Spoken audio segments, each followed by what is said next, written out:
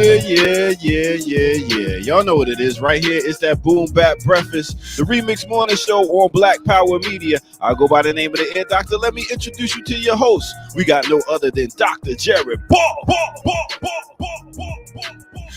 And Kamal K. Franklin.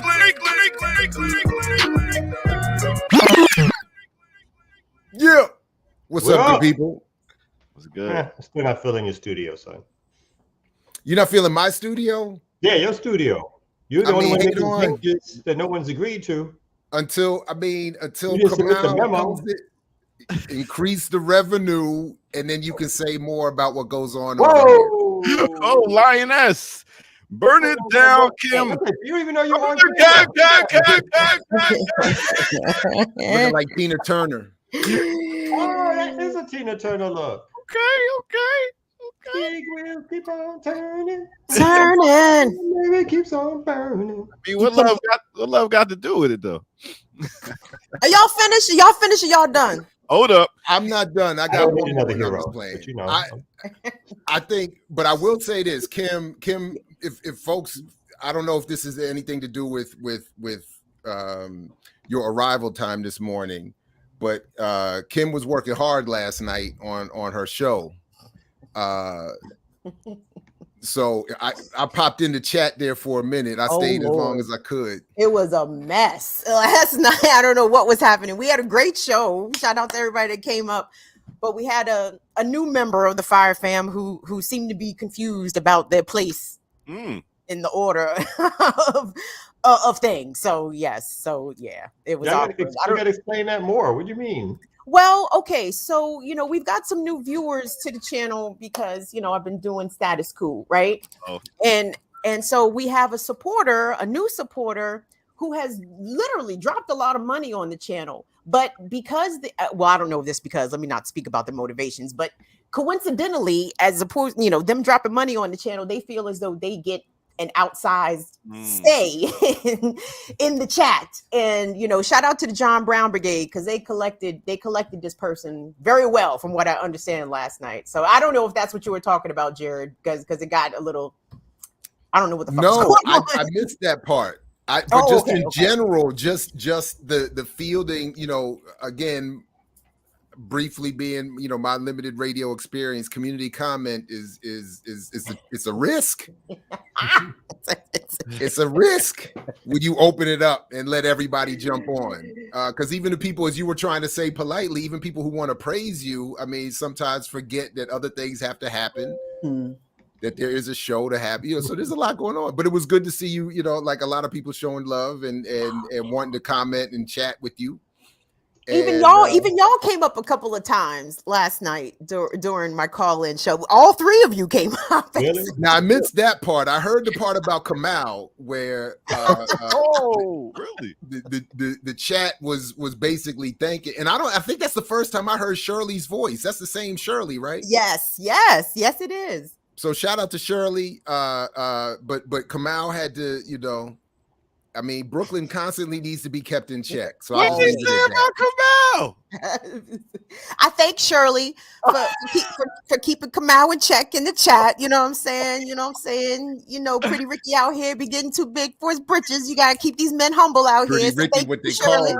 Pretty Ricky, what they call him. So I mean. Hey Kim, I'm sure they had nothing but praise for the Ear Doctor, though, right? Oh, nothing but praise for the Ear Doctor. Nothing but praise. Shout out to Black Magic V. Well, I believe that's because I wasn't in the chat. I should have been in the chat. No. They were like, what? That one beat mixing, mother. You know what I'm saying? Talk about his V-neck, Ear Doctor. Talk about his V-neck. Thank you. This is the best look ever. The V-neck. Kind of open, little, it's almost like little cleavage for, give a little cleavage. But not you making it even worse. Little cleavage look, you know what I'm saying? More like a eunuch. Oh my goodness! Nobody wants to see your cleavage, bruh. Stop. Okay, I'm gonna squeeze. Put the pecs together. Show a little something. You know what I mean? The pecs. Here comes the BPM calendar. Featuring Kamal, 12 shots of Kamal. Good. In February. I'd buy it. February 32nd. That's the date his calendar. That's what I want to see. I want to see Kamal's calendar hanging on Kim's wall behind in the background. You buy my calendar, Kim? I would, yeah. I'd buy a couple copies. I'd have one in every room. Holla. Need a picture for my dartboard. Anyway, I know I'm just waiting for the drop. Waiting for the other two to drop. Target practice. Kamal's calendar. No, don't do that. Don't do that, dear doctor. Anyway, what's going on, fellas? How y'all feel? I feel great. I had one of those classically great days in my classes yesterday. Wonderful. And shout out to BPM because one of my students, so I had a couple late registrations in my classes, right? And one of my students, so when we got to some Q&A after a little discussion, she says, "So Dr. Ball, why didn't you tell me? Why didn't you tell us?" And I said, "Tell you what?" She said, "Why didn't you tell us you famous?" Oh, I said, "Famous?" She said, "Dr. Ball, you have a whole YouTube channel. You have a whole Wikipedia page. My mother's even heard of you." Wait a minute. Put you on Wikipedia page? I do. I do. I have no idea who did it. Is it accurate? It is accurate. I have checked it. And it is accurate. Last time I looked, at least. And so so that was always funny when students, I was like she was like, you like low key famous. And I was like, well, everything's relative, but I'm about to log on to Wikipedia and edit your page, man. Oh shit. In 1987, Jared Ball suplexed. Oh my goodness. Dr. Jared Ball. Smoking, other things. But the better part, former WWF tag team champion, Dr. Jared Ball, 1989.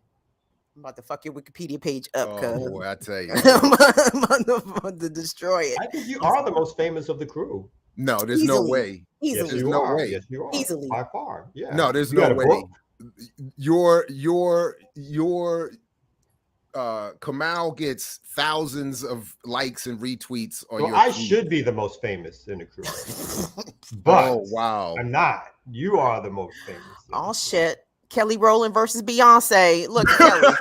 Telling Beyonce, I should be the most famous one. Beyonce. Beyonce, I should be famous too. I'm in the group too. I'll be Michelle. I'm just chilling. You know what I'm saying? I'm just back here minding my business. So I got one more real quick. So on the way out of my class yesterday, one of my new registries says, after a really good, fun class about hip hop, where we were talking about everything, including one of the stories I want us to get to this morning. We were talking about, I said, I wrote on the board, Kwame Ture, the Queen, and hip hop. And I was like, we're going to connect the dots. And we had this fun discussion connecting all these dots. And at the end of the class, this young woman walks out. She says, on the way out, she says, "This is my new favorite class." And I said, "Oh, your work is done. Your work is done." I'm serious. These are the best unsolicited, when students unsolicited give you compliments, and when they stay after class for extended discussion. Those are literally the highest praises you can get, and that I can get, at least. I love that. It's a sign of that something has happened. It's a good day. So that was a good. I enjoy that. And then, as I told you all in the chat, I go to my office, open the door, and someone else is in there waiting for you. Someone else had been moved into my office. Oh, damn. Unannounced, without telling. Nobody knows what happened. I literally opened the door and I'm like, nobody was in there, but I saw, and I don't know who it was, but they're clearly a Muslim, because I saw the prayer rug, I saw the Quran, I saw all the books on Islam and history and whatnot. And then I was like, looked back outside the door, was like, yep, this is my office. I think To Morgan me, that State was trying like- to tell you something, bro. Morgan State was trying to send that subtle notification. So my point is, what I described is like it perfectly encapsulates my experience at the university. I have great time in the classroom, and then everything else is just bananas and insufficient. But wait, you can't leave it there. Did y'all clear it up? Is it your office still? No, I did clear it up. I went, I because I'm always, You didn't throw the prayer rug out, did you? Didn't throw it all out on the like. Oh no. Okay, my bad. But he went and had a firm conversation with No, facilities not even management. Not even that. Jay, you never know what the reaction might be. You never know. My reaction at this point, my reaction was, this is just par for the course. So I just smiled, went downstairs, and I always have a good rapport with staff and, my colleagues, staff, we always, and so I just chat. He said, we had a little chat, made a couple jokes. And I just said, look, if it's easier, because I haven't invested in this new office where I got moved. So I was like, if it's easier, I'll happily, just put me somewhere else. I'm all good. I don't want to cause any problems. I am all good. No, so they cleared it up, and I think this person will be moved is what I was told. And all that. But I just thought it was a funny moment to go from one extreme to the other. Was pretty funny. So yesterday was a good day, a good teaching day at Morgan State University. Glad to hear that. Me too. I keep telling people if I had it to do it all over again, I wish I would have gotten my PhD as opposed to doing my JD. Just in terms of that road. Because and somebody discovered my master's thesis. My master's thesis was on East Timor. Wow. It was East Timor when the West condones genocide. Oh, wow. And I had to interview Amy Goodman and some other folks. It's like a 50 or 60 page. I always say, like, that could have been my first book. But no, I chose law school instead. I watched my wife get a law degree, and I thought hers, it obviously depends on what PhD you get and where you get it and all that and how hard you work or whatever. But she made my PhD look like, kindergarten. Oh, never. No way. I felt like she worked way harder than I did. I think that says something about you though. Other than the medical degree, the PhD has got to be the second hardest to get. Law school is not that bad. It's got some intensity to it, but it's not compared to what y'all do for the PhD. I think it depends on the program, and I think a PhD in communication, especially after going through the master's program at the Africana Studies and Research Center under the late great Dr. James Turner, that was genuinely intellectually rigorous. By the time I got to the PhD, I was like, this is light work. Y'all not serious. But that's my PhD program. I think others are more difficult and challenging. So I think it depends. But compared to mine and watching my wife and how she approached her work, I was like, you doing way more. Well, nothing compares to the intellectual rigor of my undergrad marketing degree. No, the real intellectual rigor. That's the degree you get. You get a marketing management degree where you don't know what the fuck you want to do with your life. You're like, marketing. I came to the school. Oh, marketing. I'll get that degree. No. What internships did you do with that marketing degree? I'm curious. None? No. The closest thing I did was, I'm going to forget their name now, but they did a lot of exposés. And there's some of their folks are still around. They did a lot of exposés on corporate theft. They're like a well-known white left group, and they were just starting out. And they also did corporate theft and sweatshops, and they would do reports. So I did an internship there, but that was me seeking it out as more like, there wasn't anything I got through the school. I just showed up and it was like, yeah, I want to intern here. And they were just like, what? Huh? It was like, yeah, I know who y'all are. I read your reports, blah, blah, blah.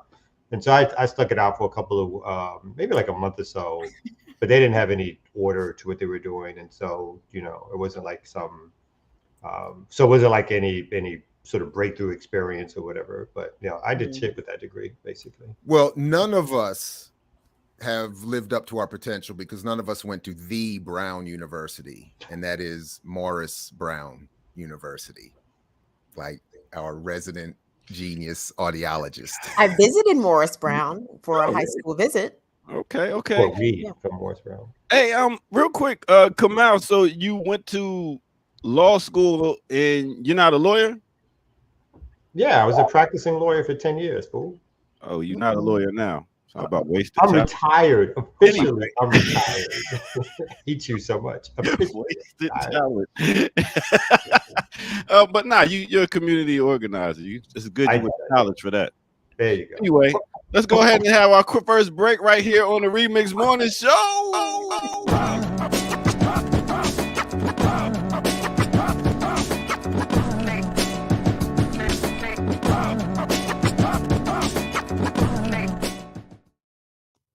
Yeah. What's up, everybody? Welcome out to the Remix Morning Show. I go by the name of the Ear Doctor. And make sure y'all hit that like button, subscribe, go to patreon.com and drop some change on Black Power Media. And also, we are having a fundraiser, a fund drive to go ahead and get this documentary on Cuba done. So make sure y'all support. With that said, let me talk about somebody right now. We got the spotlight. Who am I going to talk about? I got somebody for y'all. Now, there's a lot of genres underneath hip hop. One genre that a lot of people don't know about is, if you're not from the South, is bass music. Now, who should I talk about today? No other than MC Shy D. MC Shy D, you might know something like this right here.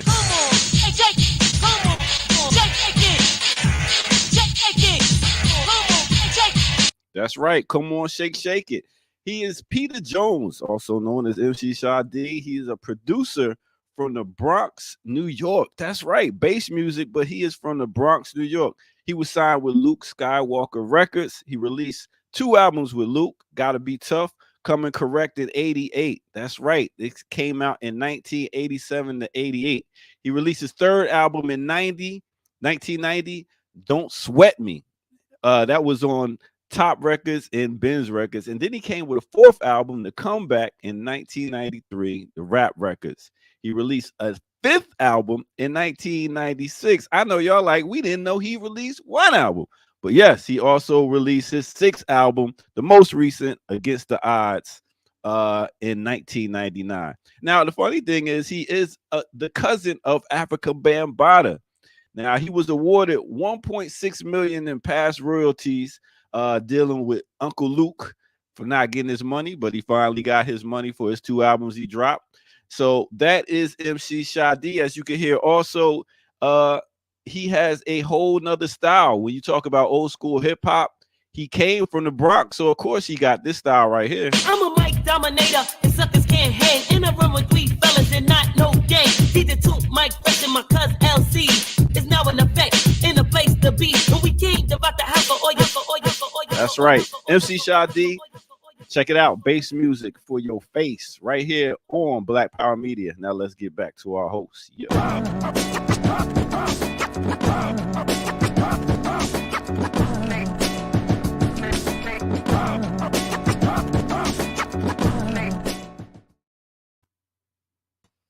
Right on. Yes. Now, what y'all know about bass music? Well, y'all, I know nothing, right? Y'all DC. Let me see you shake them boobies, shake them doo-doo brown. I want to rock. Come on. I want to rock right now. I used to tell him, Jared, I used to get so confused by the Doo-Doo Brown Baltimore Club song and Luke's, Doo-Doo Brown. Like for a long time, I'm like, wait a minute, is Luke from Baltimore or is Frank Ski from Miami? What's going on? It was very confusing. Totally confusing. But it was, but I did like that track a lot. I did like that track a lot. I like that track now. Ear Doctor, drop that joint right now. Drop it right now. Everybody start shaking their butts. It'll be great. In fact, when I was delivering pizza briefly, I had my little Toyota Tercel, and I had invested in one of those bass amps that take up the whole trunk. Oh wow! I was one of those. I had my little busted Tercel with oversized tires and tinted windows, and this incredibly loud speaker system, and that was one of my favorites because when that drop hits, the bass is so, and it would just, and for some reason, some bass, I don't know what the deal is. I never learned the amplitude, whatever, but some bass seemed to resonate well in the car without rattling. Yeah. And that was and it would just sound so good. And I'd be out there delivering pizzas. Doom, ding, ding, ding, ding, doom, ding, ding, ding, ding. Yeah. That's like when that brass monkey used to hit from what's the name? The Beastie Boys. Beastie Boys. Ooh, that beat hits so hard. Yeah. Absolutely. Anyway. When I first moved down south, that's all they played was bass music. I was like, can we hear a little bit of hip hop? Nope. And it was nothing. All night bass music. You have a headache, and all guys got to do is stand there while the girls shake their butt in front of you. That was and then we went to the era like the 95 South eras. You know what I'm saying? Like that. You know, the tag team. I can't. What the song? The 95 tag South team back again. The tag team was from here. 95 South really? was Florida. Right. Sorry, right. But hold on, back to that visual of 6'2" Jared scrunching himself up in a little Toyota Tercel, delivering pizzas. Photos. And get the whole thing. 6'2", about 260. Jesus. I can see your tint peeling off of your windows. Like I just have the whole little bubbles with the bubbles in the tint. And when you hit a bump, because the tires were so oversized, they would scrape. And I'll do you one better. Now Friday, Ear Dr. Kim, you might bear witness to this live and direct, because one of my main partners might be coming out with us. And he is and was bigger than me. And we used to pack ourselves into this Tercel riding back from Frostburg. A good 1,000 pounds of human in the car. Pushing the limits of them, whatever they call the whatever they call, the car. Anyway, it was hilarious. It was a funny, oversized, overweight situation. Anyway. Come out. The crew is going to be in DC on Friday, man. We partying up, man. That's right. Who's the crew? Who's going to be in DC? All of y'all? Huh? Right here. Over you? Look at Kim. She fronting, yo. Look at that fronting face. Talking about, I don't know. That's all they planned?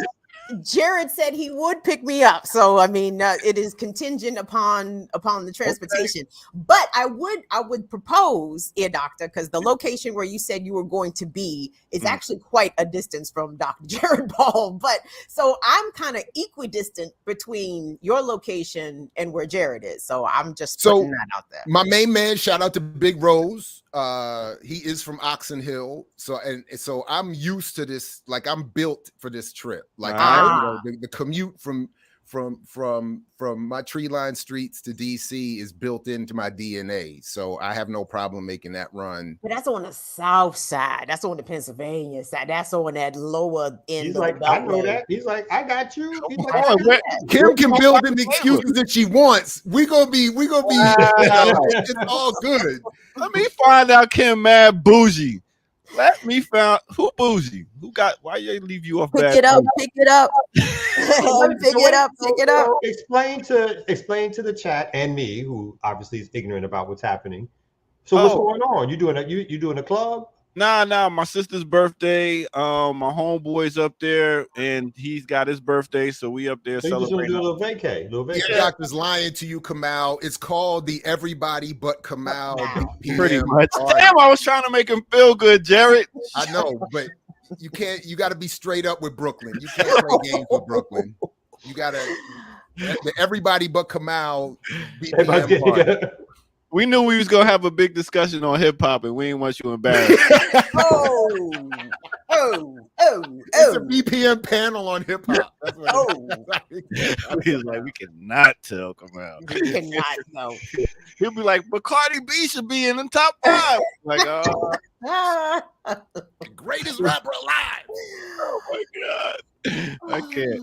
Well, yo, that's what it is, man. We talk more. I'll catch you on the next break. Peace. Whatever. Peace, Ear Doctor. So Ear Doctor mentioned Beastie Boys, and we know how Kamal feels about rappers, dead or alive. Live ones, right? Live ones. Well, I got a little story to tell.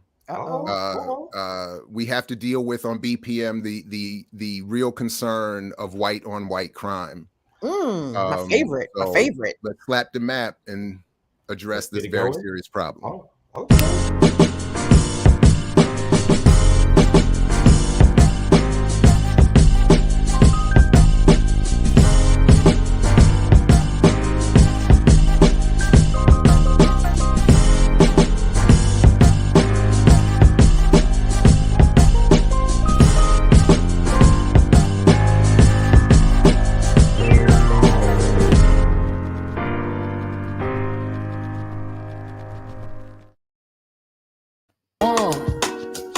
Check it out. Ah, yeah. Well done. Well done. I got a story to tell. Just real quick. So I am with this one. I'm biting off of Hassan Campbell, whose channel I honestly can't stop watching, even though at this point it's kind of like the stereotypical train or car crash you can't turn away from. Like, my dude is compelling. He's got some interesting stories, but you know, he veers off the path quite often. But I can't at this point. I can't turn away. But in this issue, I think he made a good point, and he called out. I forgot who he was calling out. Some white YouTuber or media personality who is always talking about hip hop in terms of black on black crime and black rappers being killed and the pathology and all of this. And Hassan Campbell asked, well, how come this person whose name I can't remember and I don't know never talked about this other story? And which I did find mildly interesting, being somewhat of a fan of the rap battle world. I had not heard about this, but there is this interesting story coming out of Canada where popular battle rapper, white battle rapper Pat Stay was murdered, stabbed to death by white assailant Adam Drake. And to Hassan Campbell's point, all of the discussion around the pathology and rap and hip hop and this and that seems to have avoided this particular story. And I found it interesting, and that was that. So I think we at BPM really do need to be, supportive of this great concern of white on white crime, whether it's Russia versus Ukraine or Adam Drake versus Pat Stay. This is a major problem. Like, we have to help these folks out. So white folks, be better to each other. Yeah. Now, of course, when I saw Drake, I thought in Canada, my first thought, that white rapper, that not half white rapper. No, the full white rapper Pat Stay was killed by the apparently fully white Adam Drake, who I don't know is a rapper, but what's the story behind this? Like, where in Canada does this happen? I'm assuming Halifax, Toronto. Halifax. Halifax. God damn, they banging in Halifax. Let's go. And this is actually this guy's second charge of first-degree murder. So apparently, back in 2016, he was charged with a shooting. Police have charged a man in the death of popular Dartmouth battle rapper Patrick Wayne Stay last week in Halifax. And Pat Stay was good. I mean, be honest, if you watch battle rap, I mean, he was skillful. He had talent. Investigators arrested 31-year-old Adam Drake in Tantalon on Saturday and released his name on Sunday. He is scheduled to appear in court in Halifax on Monday to face a charge of first-degree murder. Previously, Drake faced first-degree murder charge for the November 21st, 2016 shooting death of Tyler Ronald Joseph Kaiser at the corner of Gottingen and Falcon Streets. However, the charge was withdrawn. Are they doing drive-bys? It's Halifax. Wait a minute, though. It's a rough world out here. Is one, or this is the alive one? Which one is this? This is the murdered rapper Pat Stay, and his assailant is this one.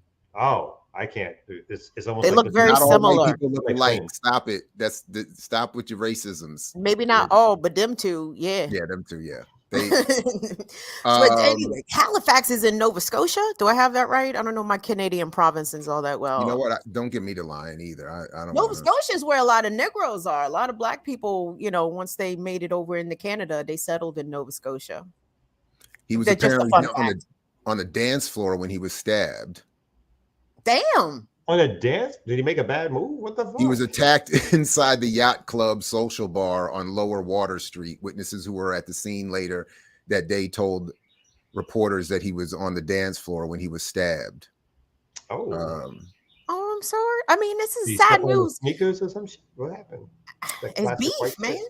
I don't know what the background is. I don't know any of the details. I only know of Pat Stay from just, being I guess I don't know, somewhat casual battle rap enthusiast. But I don't, and I get it, Kim, to your point. You're right. I'm not entirely meaning to be flippant with this man's death, but I do think Hassan Campbell raises an interesting point in terms of how people report and are happy to talk about all of the Black death, and particularly when Black people are killing Black people. But these stories, and even within the context of hip hop reporting, don't seem to get as much coverage. So anyway, but I think that broadens out, right? I mean, right. What every mass shooter that has been white, who has been apprehended alive after murdering people, you know what I mean? It's the infantilization of white folks, specifically white men. Like they almost can't be responsible for their actions. They didn't know better. They were Right. mentally ill. There was all kinds of shit happening. They had a hangnail or whatever the fuck caused them to kill people. All the excuses get trotted out. So to me, like, minimizing this white on white instance of violence is a further example of that. Like how so many will defend January 6th insurrection as just protesters. Like I'm thinking of Jack Del Rio from the Washington Commanders. It was just a little dust up at the Capitol. You know what I'm saying? The white men just came and turned up just a little bit. No need to make a big deal out of it. It's not like these niggas out here burning down Safeways and shit. You know what I'm saying? And terrorist actions and I'm sorry. Oh, no, I was going to say, and all the terrorist actions committed by white boys they never get, like, they're going to get the surveillance on them. There's never running into white neighborhoods, arresting all the white cats that they see, shaking them down, looking for leads. I mean, that's what white supremacy is all about. And for them, everything is individualized, and for us, everything is grouped. So just like this story, I think you reported on it last week on the Remix Kamau about the Oath Keepers, 38,000 members of the Oath Keepers. They examined their membership rolls and found that there were hundreds of members of the military, of law enforcement, of elected officials. And how come the Oath Keepers are not designated a domestic terrorist organization? Because it's whites. Because it's whites. It is the whites. The whites.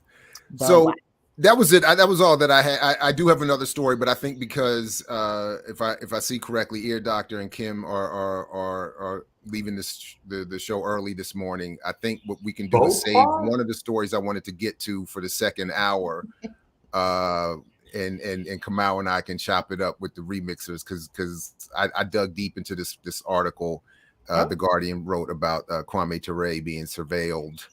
So I thought we could rap about that, pun intended. I bet you they're still surveilling Kwame Ture. Yeah, right. Is he still dead? Is he still dead? Wake up every morning. Make sure he's still dead. Too much influence. Yeah. Please have Peniel Joseph write another book about him. Oh, wow. Please. Or have Ava DuVernay make another movie about a seminal civil rights instance in which Kwame Ture was present and then just omit him entirely.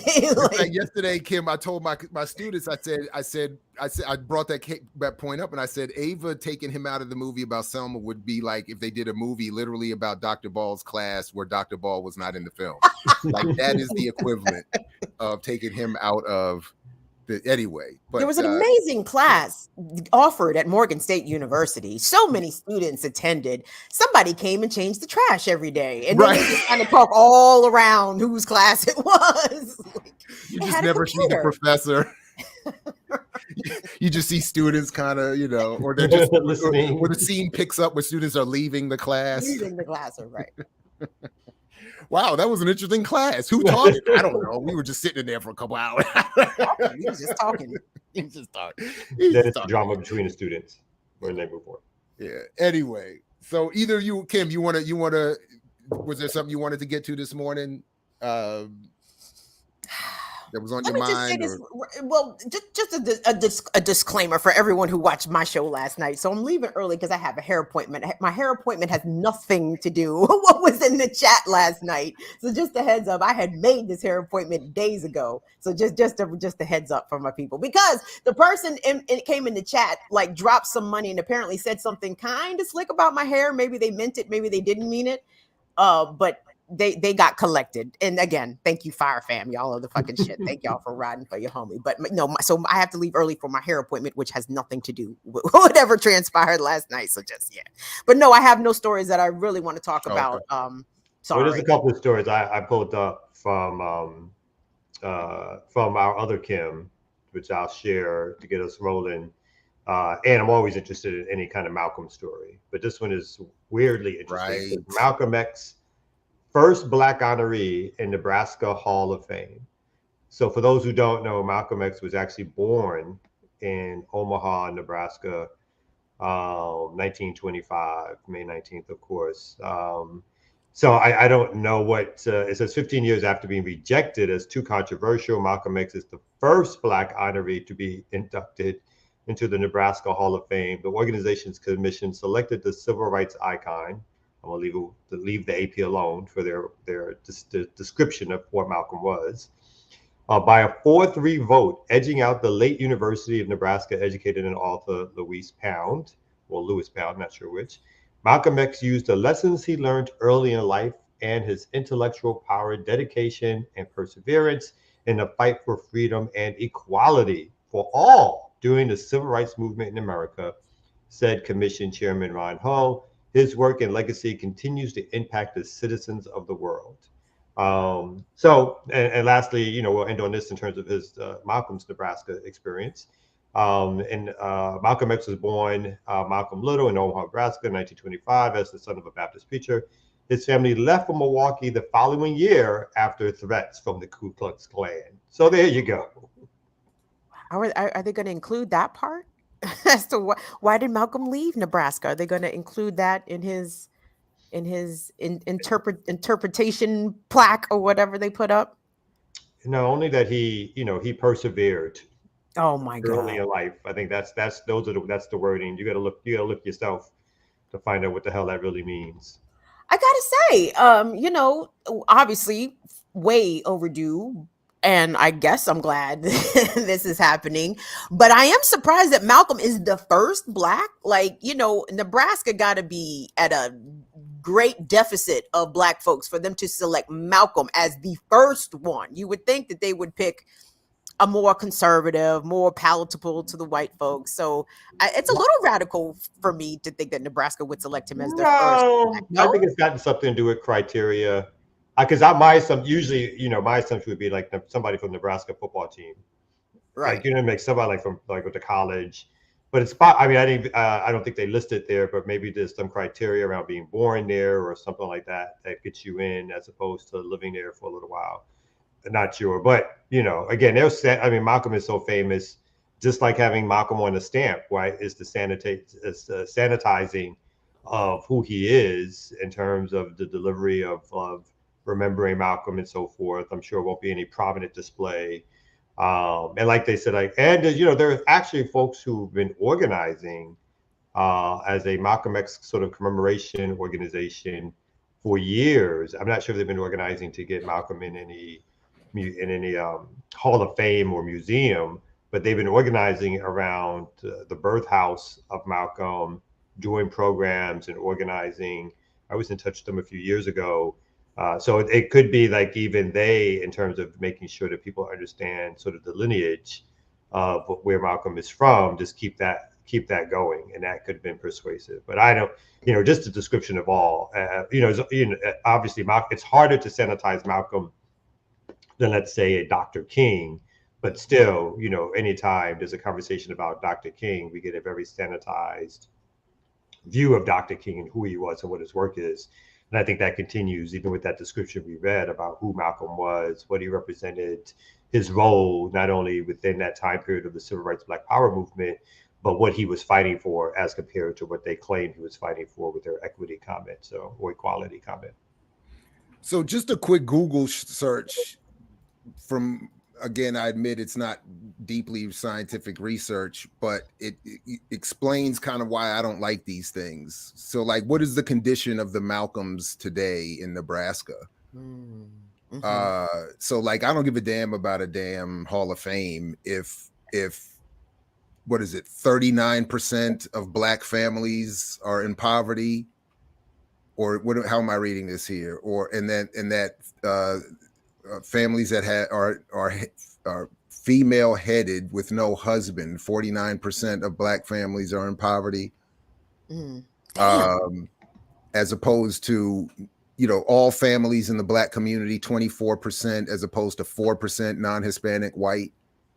So like this is like that's just one quick thing I pulled up from 2019. But I'm just saying that's sort of my point. Like, if you want to honor Malcolm X, redistribute the wealth of Nebraska so that the Malcolms of today don't suffer.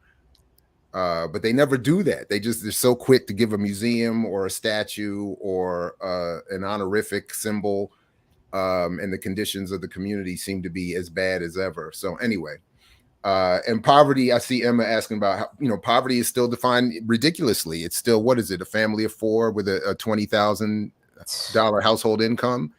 So $21,000 in a family of four, you're not in poverty anymore. I mean, that's absurd. But so with any real, measurement, it's I'm sure much worse. Yeah, redistributing corn. Yeah, that's right. So anyway, that's, but, anyway. Well, thank you for that, Kamal. Well, to continue on with some Nebraska stuff, then we got this story. Let me pull this up for folks. So Nebraska farmer is doing a little presentation. So let me get this going for y'all to see this. I want to see what y'all reaction is to this one.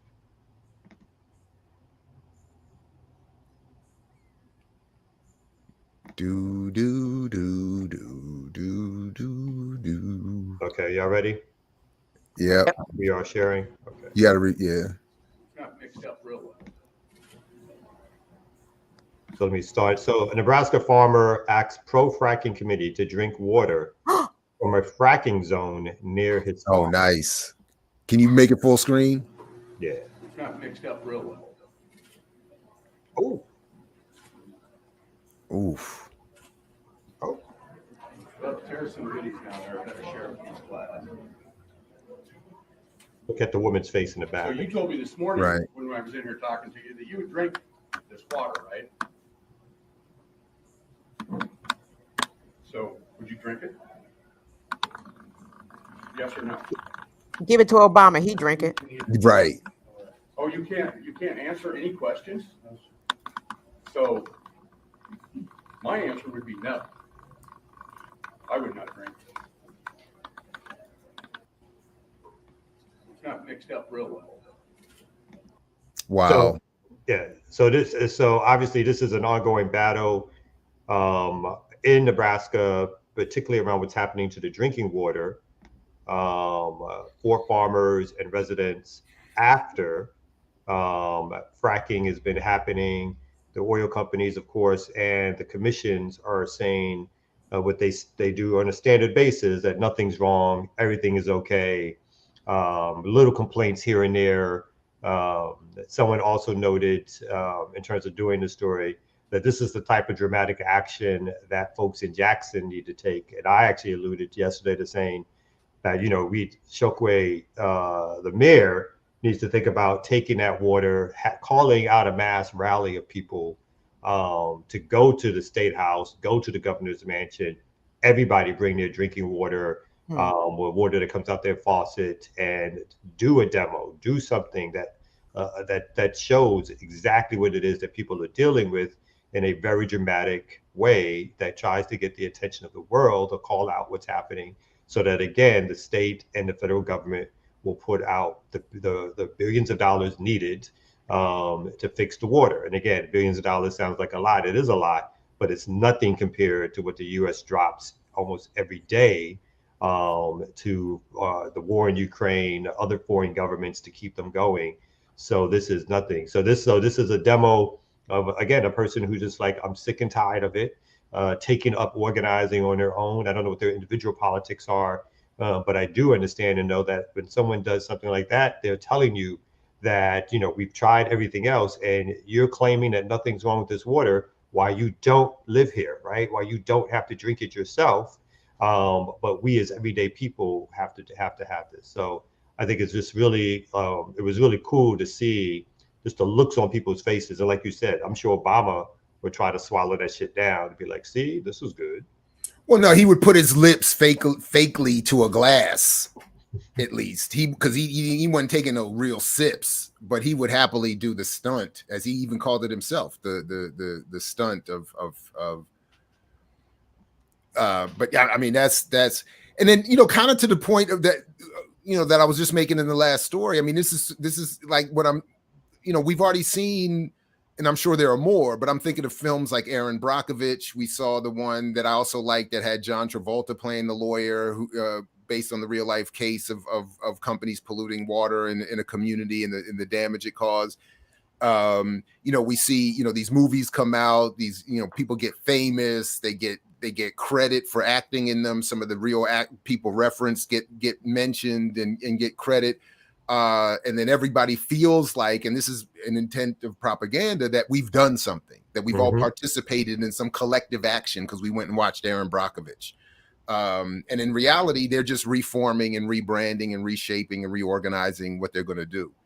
And then here we are in 2022, and this guy's got to come in here with cups of water, I mean, but the crazy. fracking is part and parcel for Joe Biden's energy strategy, domestic energy strategy. This is something that politicians, Democrats and Republicans are all in for. They are in for increasing America's domestic supply of natural gas and doing that via the extraction of fracking. And they are all aware of not only the threats that the practice of fracking poses to groundwater, to drinking water, to people, but they also know the amount of methane. Like, that's another aspect of fracking that is little discussed. It's about the methane that is released into the atmosphere as a result of this practice. And methane is far more harmful to the environment and to the air and to the the ozone and all that shit than CO2, right? Anyway, so the fracking is not going to cease. The Biden administration is not serious about stopping climate change, because if they were, then we would be committed to renewable energies across the country, not just in progressive or liberal pockets of the nation here and there. Like, there's no reason why the whole state of Texas should not be on solar power right now. Like, you should not, the amount of air conditioning bills that Texans were charged, and conversely heating bills that they were charged during the winter, that shouldn't even be a thing, right? Because we should be getting the energy free from the sun. But the practice of capitalism is determined to take everything out of the ground, regardless of how much harm it does to people, water, air, and life on this planet. It's gross. And I think as somebody just commented, it's what we see is the tip of the iceberg. Yes. Because all across the country, people are struggling around water supply, like the climate change, the pollution in the air, the damage to lakes and rivers. This is even beyond, or even before people started taking climate change seriously, the direct damage that is linked to these corporate entities for messing up people's water supplies and so forth. And again, getting these politicians and elected officials to turn a blind eye because they're giving money to their campaign, or they're giving money to their favorite charity, which they control, or they're promising them jobs after their sort of electoral life is over. So these things continue to happen, and people continue to turn a blind eye. So I remember reading 20 years ago in the U.S. News and World Report that they had a spread in their magazine about how water would be to the 21st century what oil was to the 20th. And I just remember, like, that was a stark, thing for me to read. I remember, thinking, because if you think about all the violence that's been attributed to oil, which is not necessary for actual human survival. Imagine then how violent people are going to be willing to get when it comes to water. Right now, Yeah, and to the point with the white on white violence, I mean, this is a white man coming in there with his messed up water. It's like, white people, treat yourselves better, treat each other. But that's what capitalism would do. Capitalism make you think some of us deserve water and some of us don't, right? And some of us, and it'll all get privatized, and it'll get to the point where when they're saving water, some communities they'll shut it off first, and making sure white communities or rich communities can still mow their lawn. Have water for that more than they think that other folks need water to drink and so forth. So you put nothing beyond or beyond the pale of what would be attempted. Even the water crisis will be an opportunity for profit. Like what's the book? Disaster Capitalism. Everything can get turned back around and sold back to us. And so even the idea that over the last 25 years, 30 years, the bottled water industry, right? So instead of fixing water pipes to make sure water is continually never free, but accessible, relatively cheap and inexpensive, something that can be replenished and replenishable supply, the whole idea of selling water to us, water that they sometimes get from the taps, right? But selling it back to us as clean, as better than what we get in our faucets, even though it's coming in plastic. All that kind of stuff is taking hold where we look, we'll go in the store and we'll see the fancy water for like $6 a pint compared to the cheap water at like $1 a pint. So this all is working within a stream of how they do, which is to continue on selling us things that we need that should be accessible for everybody. And Naomi Klein would write Disaster Capitalism and then hate on Michael Moore's Planet of the Humans film. I still am interested and fascinated about what happened there, because again, the thrust of that film's argument is that the supposed environmentalist movement is really backed and ultimately supported by the fossil fuel community, because even when it comes to solar energy, that is on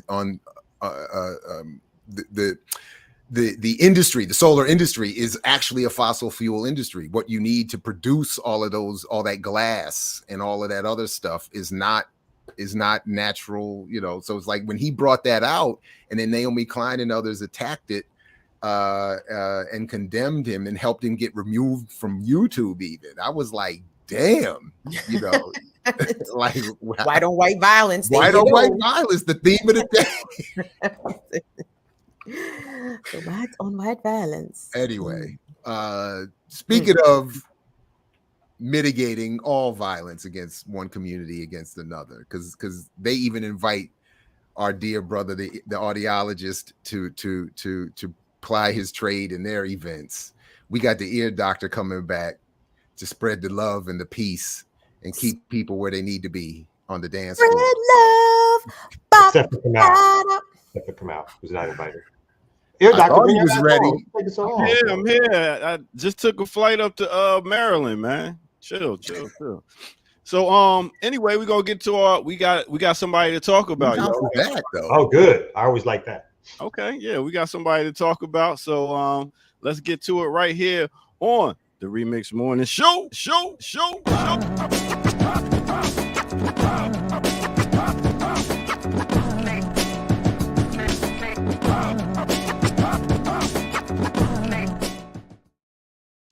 Now, I want all my hosts to know, don't go too far now. This is going to be a short break, a very short break. Right now, I wanted to talk about a certain person. I'm in front of their house right now. I wanted to put a spotlight on no other than, that's right, I'm in front of Dr. Jared Ball's house right here in Maryland. That's right. Let's talk about Dr. Jared Ball. Okay, like I said, this is going to be real short, y'all. All right. Dr. Jared Ball, born in 1971, Washington, D.C. He's a professor of communications studies at Morgan State University in Baltimore, Maryland, United States. Additionally, he's an author, radio host, and mixtape radio producer. Wow, I didn't know. And hold up, let's put an edit in there. Also, one of the leaders of Mama's Biscuits. That's right, the guy that stayed in his pocket. All right. In 2008 presidential election, Ball sought the nomination of the Green Party of the United States before eventually dropping out and endorsing Congresswoman Cynthia McKinney. Now, let me tell you about his education and career. Ball's a graduate of University of Maryland at College Park, the Cornell African Studies and Research Center at Cornell University, and Frostburg State University. Ball is the author of The Myth and Propaganda of Black Buying Power. This came out in 2020. I Mix What I Like, a mixtape manifesto, and co-author of A Lie of Reinvention, correcting Manny Marable's Malcolm X, a critique of Manny Marable's Malcolm X, A Life of Reinvention. He has also been known for his work on Pacifica Radio, Black Agenda Report, and imixwhatilike.org. And he also was a co-founder of a bunch of vagabonds that started Black Power Media. That's right. He joined up with these ruffians and they started Black Power Media. And now he is here today on the Remix Morning Show. So that is a real quick life story of, he was in the Navy, he was in the Marines, and he's in the military. So that's the other part of the story. Other than that, not much more. Mama's Biscuits was the biggest highlight of his life, as you can hear every time he tells the story and the passion of which he tells it. Now, let's go ahead and get back to our hosts on the Remix Morning Show. Yo.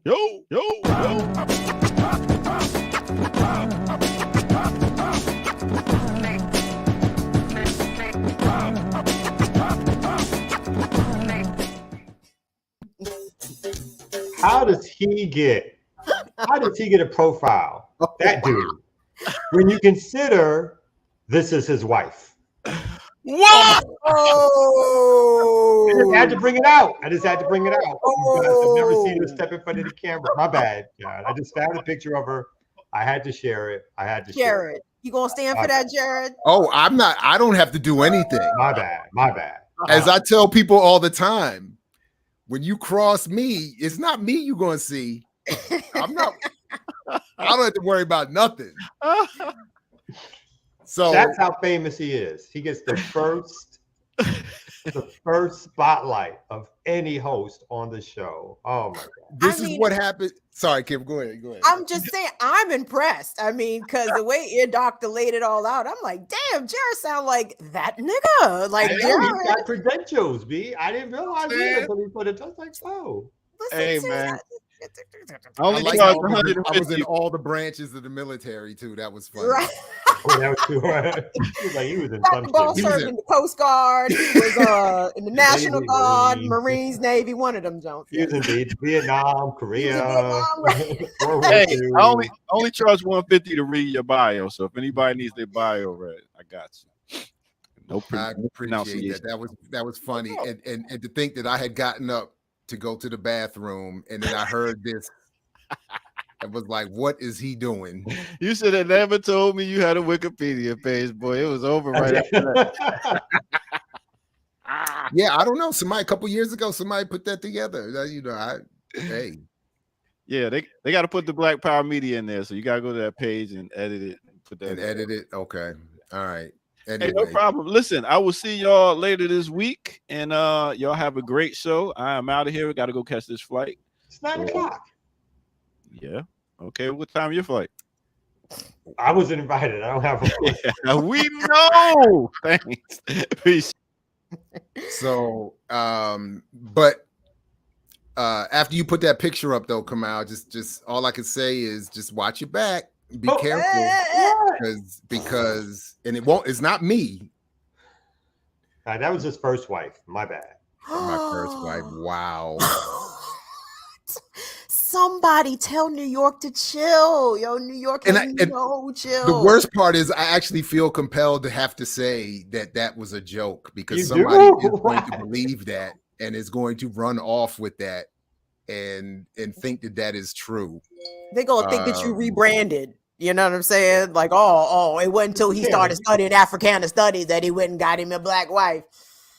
Oh, look at this here. Oh, this is funny. This is funny. Mackenzie did the Wikipedia page. That's funny. Well done, Quaker anarchist. Yes. Well done.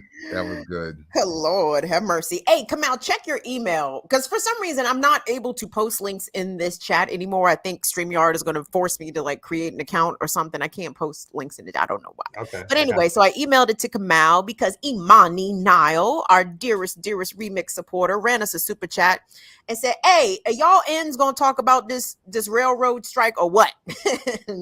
and so I want us to include that. I'm sorry, were y'all going in a different direction? No, that's fine. I'll pull it up as we speak. Let's do it. Muchas gracias. Now, this is from reporting via More Perfect Union. I have to say, I have not seen this clip, but I trust More Perfect Union's reporting because they do a stellar job of reporting on labor and organizing. So I have faith that this will be accurate.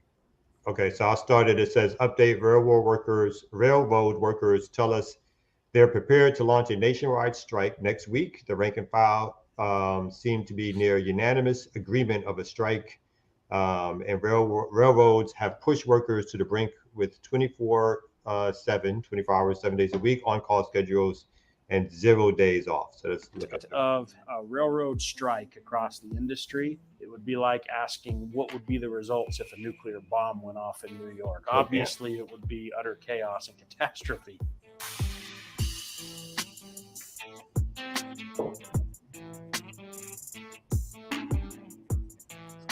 It seems intentional, like the railroad industry is intentionally trying to create an oppressive work environment so that they can reach their end goal and be able to give more money back to Wall Street.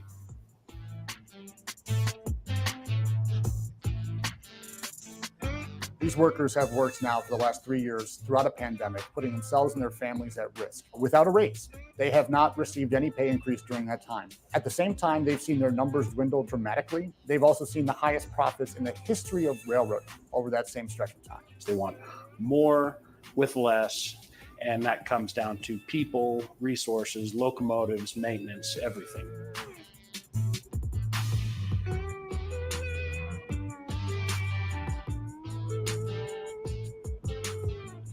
Railroads have laid off 45,000 people in the past 5 years. That means that they are completely incapable of meeting the demand that is placed on our economy. Just on duty time, you are very commonly working 80 plus hours a week. That does not include the time that you're sitting at the away from home terminal. I mean, you might be away from home, subject to the railroad, not with your family, for 120 hours in a week. So I'll stop it there. For us to continue on, I could always, of course, go back to it and keep it plain or whatever. But if folks have been reading the news, the only thing I'll add is obviously this impacts Amtrak, cargo, and it seems like in spite of what they said about the board being appointed, it's not like Biden or the Democratic administration is stepping in to put pressure on the railroad industry to give increases, to settle this before it results in a strike. Again, a strike which they have a right to do in terms of what's happening in terms of their industry. And so the Biden administration has not stepped forward and done something in support of the workers and putting pressure on the industry, which again is leaving them with no friends in high places and the feeling of the only action that they can take, which they should take, is to strike to put pressure on the rest of the country and the people to understand the importance of these workers in their day-to-day lives. The other part about so the ways in which, more left-leaning media cover this versus the way that mainstream media are covering this, in the reporting that I've seen on regular TV, they never talk about the work schedule that these workers are subjected to, 24/7 on call with no days off, no pay increases, and dealing with the after effects of 45,000 people being laid off in the industry over the past 5 years. Like, that is never brought up. And I feel as though that is an attempt to frame the workers and specifically the union as the enemies, like they are the problem here. If railroad service gets shut down nationwide, it's going to be because of the fault of the workers, of that goddamn greedy union. The mainstream media does not frame the conditions in which these workers are subjected to, nor do they talk about the amount of profits that those who own these railroad companies, the amount of profits that they made. And one of them is Warren Buffett, richest fucker out here, right? Making money hand over fist. How come he can't give his workers a raise? How come he's putting them on 24/7 on-call schedules? 80 hours a week, guys. Can you imagine an 80-hour-a-week work schedule? And I live in proximity to the railroad, and every time I see a train derailment here, there, wherever, that always comes to my mind. I'm like, yo, if a train were to derail in my backyard, it would be a big problem. And I don't like the fact that these workers are sometimes working 12, 14, 16, 18-hour shifts whilst on these public railways, basically creating a public safety issue potentially. So it's going to be real interesting, because I feel as though the railroad workers, the truckers, the people that help to keep commerce moving in this country, in addition to the nurses and everybody else, but really the commerce providers are keeping America afloat. And if one of those apparatuses shut down for whatever reason, this country is going to be brought to its knees. And I know the railroad workers know that. And I know that most Americans do not know that, but they are already readying their fingers to point at the unions, at the workers, should this strike take place. I mean, Kim, you're exactly right in terms of how the unions and labor is reported in mainstream press. That's a historical reality and permanent reality. And it's amazing because I think nationally, the workforce is only like 12 or 13% unionized at this point, right? Late unions are at a record low at this point in this country. So it's amazing that such a relatively small percentage of unionized workers can have such a negative impact on so much of the economy and do so much to hold up the proper functioning of U.S. business. So that's crazy. And I all solidarity to them, all respect to them. Quickly, like the thing that you brought up, Kim, was that folks don't even understand the importance of how their products get to the shelves. The railroad understands it, and obviously those in charge understand it, but everyday people do not understand the importance of how their goods go to different places and travel. And even, our travel, again, through Amtrak or other ways. So this is going to have a huge impact.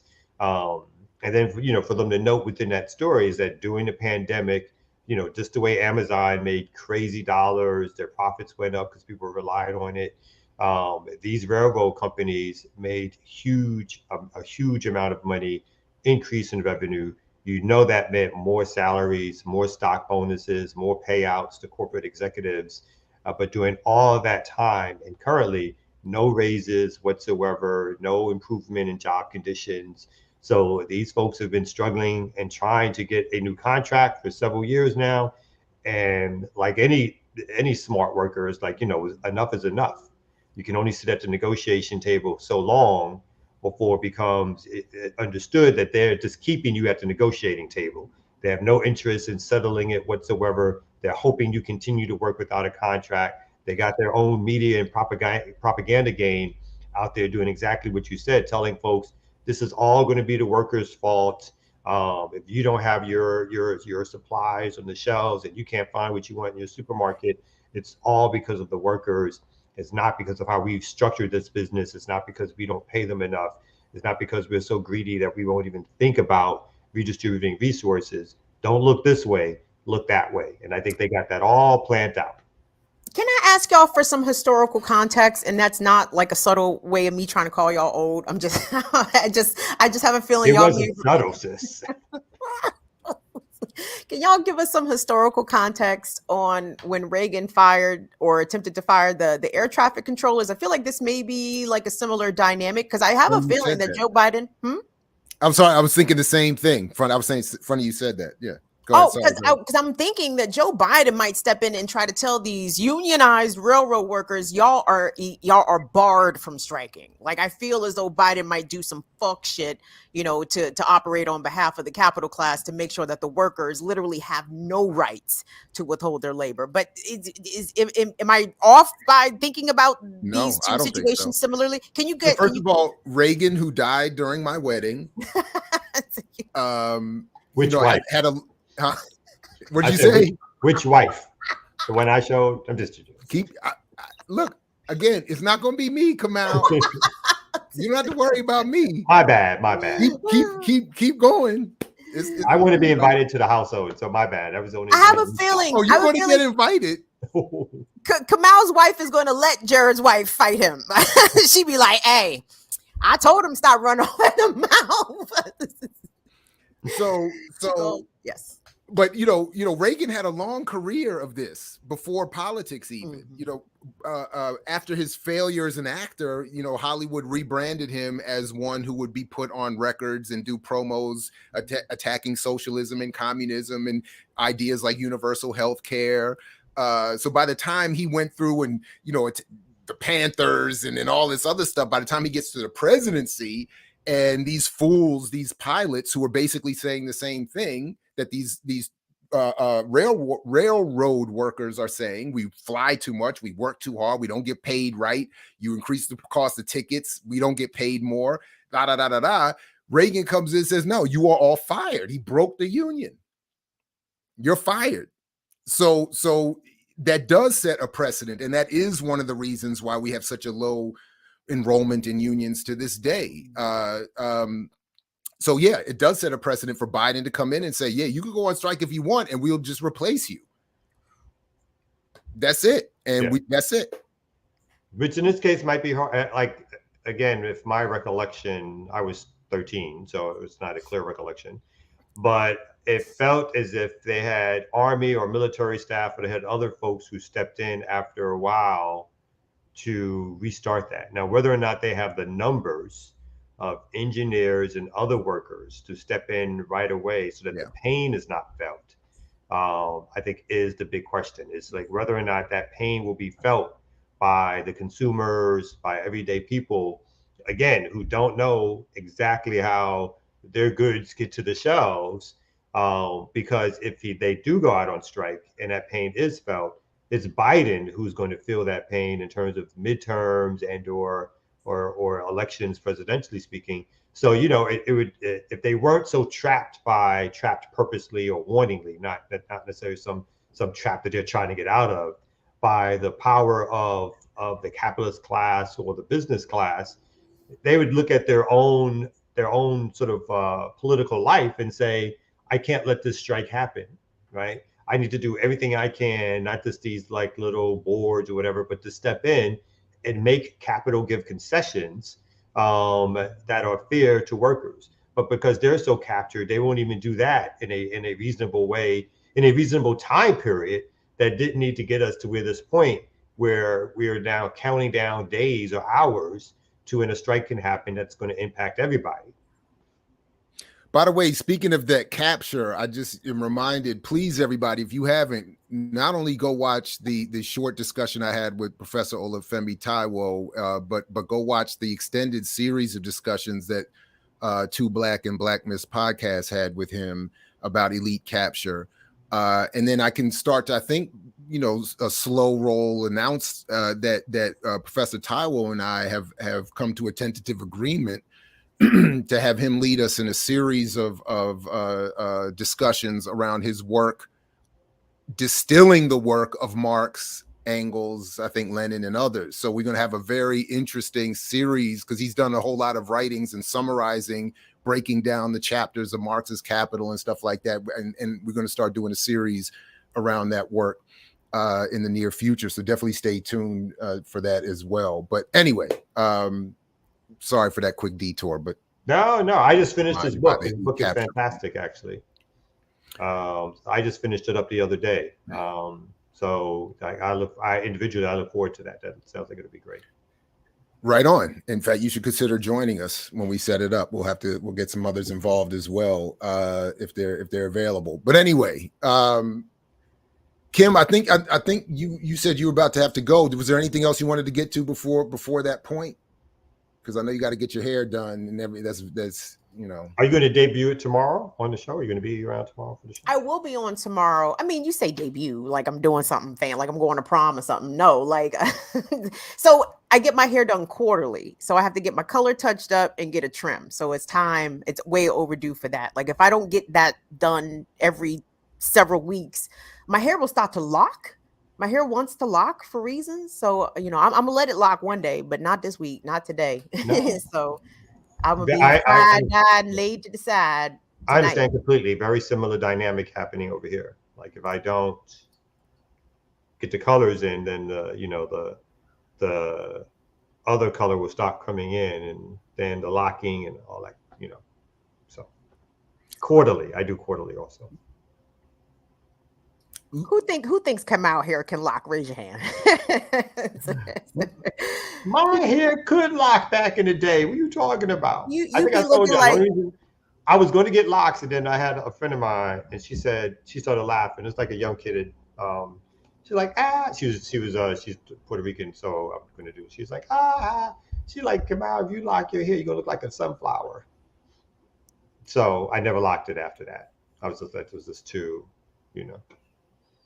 But somebody's giving $4.99. I think they want me to lock. Darren Utley saying, I can't pull it up for some reason, but Darren Utley saying why, because Olufemi Taiwo's website, Why Things Cost Money, which we'll be building the series from, says, or Why Things Cost Money series would be great. So that is what we'll call it, and that is what it's going to be. Immediately after the show the other day, I reached out to him and said, let's do that. And he agreed. So we just have to set up the time to get it started. But if you go to Why Things Cost Money, I think it's .com or .org. I'll have to double check that. He has a lot of really, I think, helpful summaries and discussions of Marx's Capital. And what I told him, in fact, was that a few years ago, I took the online course that David Harvey had posted, the somewhat famous white communist, where he goes through it's a video of him, a series of videos of him in class going through Marx's Capital.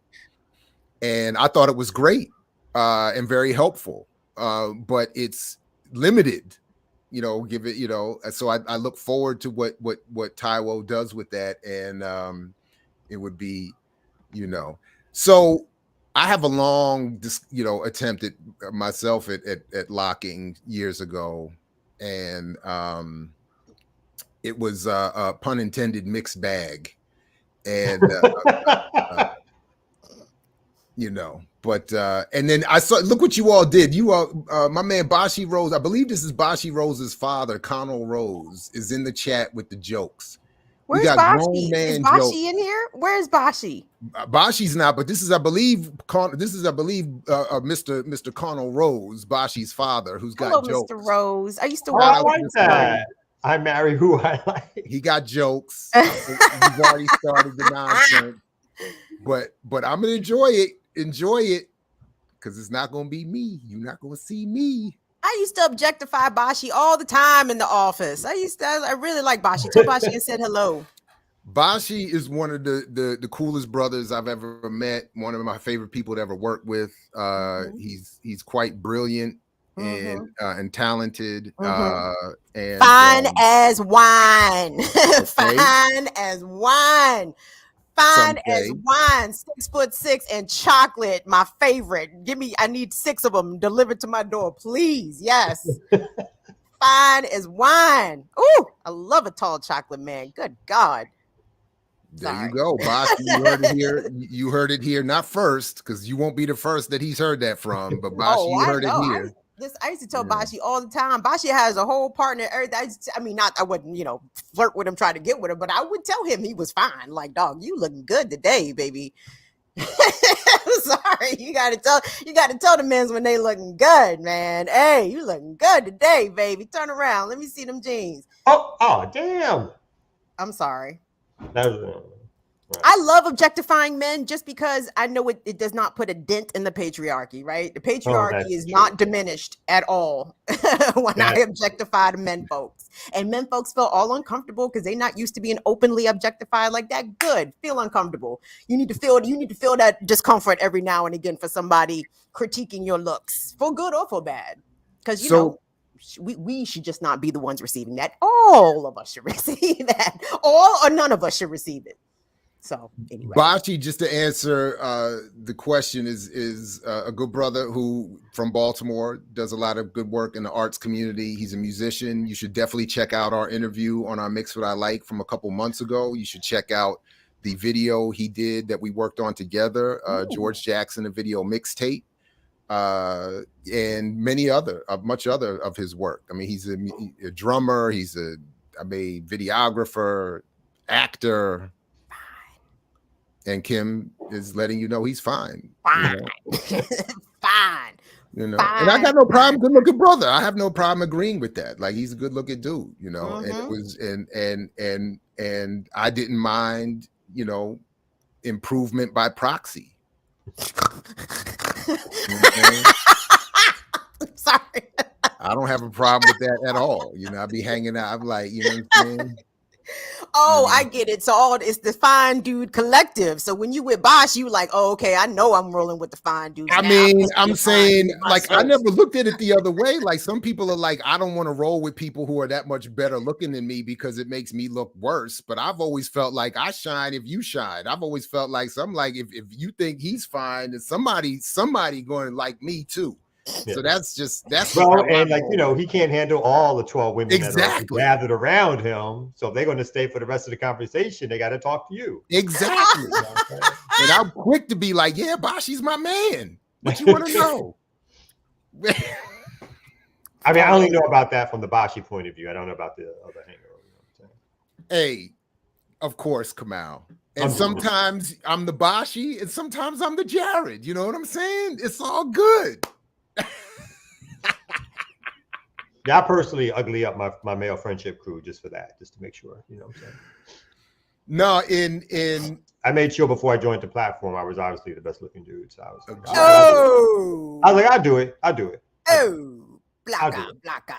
We appreciate you. Why are we getting all this chat money for this conversation? I don't understand. For some of this conversation, I will objectify you, Anthony. I listen. I objectify.